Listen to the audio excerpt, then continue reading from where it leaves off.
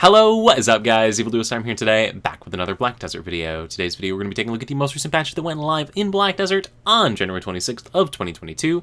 Go over all of the events, that way you don't miss anything cool, as well as all the important information from the patch, that way you also don't miss anything there. Anyway, without further ado, let's get into it and start off with events like we do with every single one of these patch notes videos, and the first event we have is a 50% off sale on the game. So if you're thinking of upgrading or anything like that, 50% off if you're trying to get your friends to play, 50% off. And that's as much time I'm going to spend with a cash shop related event. Anyway, moving on to real events. First one is defeat the world bosses. So for fighting all the various world bosses, so like Vel, Garmoth, Karanda, Nuver, Kudum, Zarka, all the bosses that give you like weapons, that we have those like regularly scheduled boss times for, those ones now have a double drop rate on their items. Now, every time they run this event, I make the same joke, and I'm going to stay consistent here and say, it takes the rate from 0% to 0%. Now, beyond that, we also have the Old Moon Boss Seal event, which is awesome if you're still working on your Pen Jatina questlines. And if you don't know what the Pen Jatina questlines are, you should look at that Evil Duo guy's YouTube channel, because, like, I bet you he has it. Would you look at that? He has videos on how to do it. Sick. But anyway, for killing various field bosses or world bosses, so any bosses that you defeat out in Black Desert, aside from the Dark Rift bosses, are going to award you with Old Moon Bosses seals. You can bring these over to Jatina for magical shards. Now, if you've already completed your Pen Jatina questline, there's a bunch of other stuff that you can do as well, but this is a huge savings as far as cost as well as time if you are a newer player working on those questlines, so 100% want to have your characters ready to do those field bosses and world bosses for these.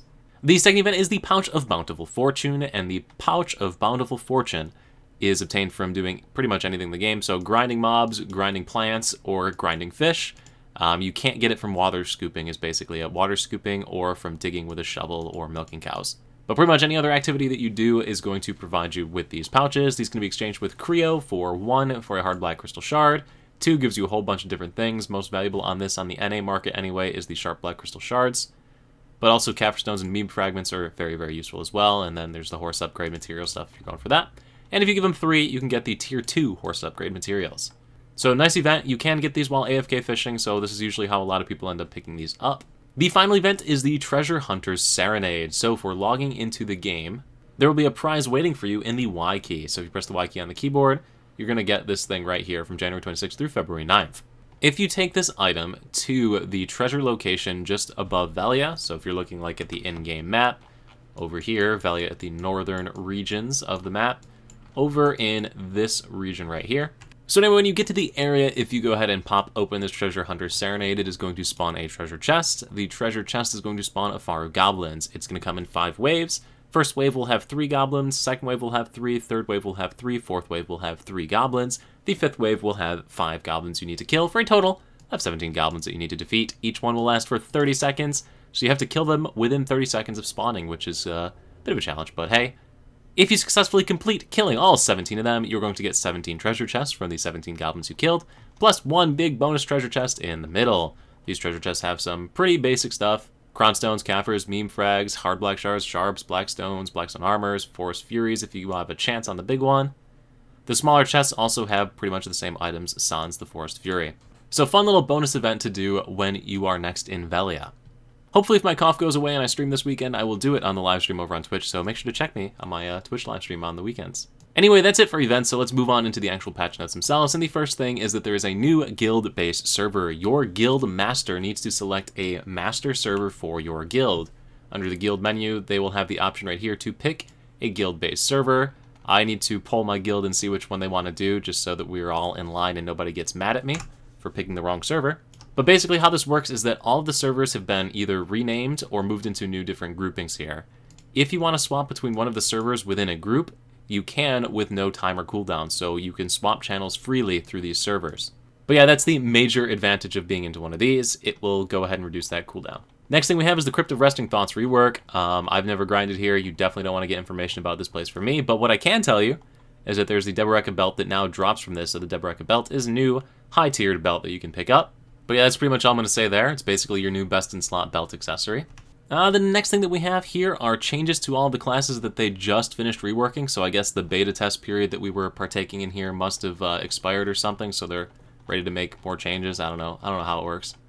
But the biggest thing to take away from this, at least as far as I'm concerned, is that they realized that even though they buffed Musa to being insane in PvP, I still didn't play it in PvP, and I still just killed deer. So they're like, well, we might as well nerf that back into the ground. So Musa and Mewa both got nerfed. But yeah, there's a lot of changes. And that's just a joke, by the way. I don't do PvP. But yeah, pretty much everything. So look through there and see what was changed on your class.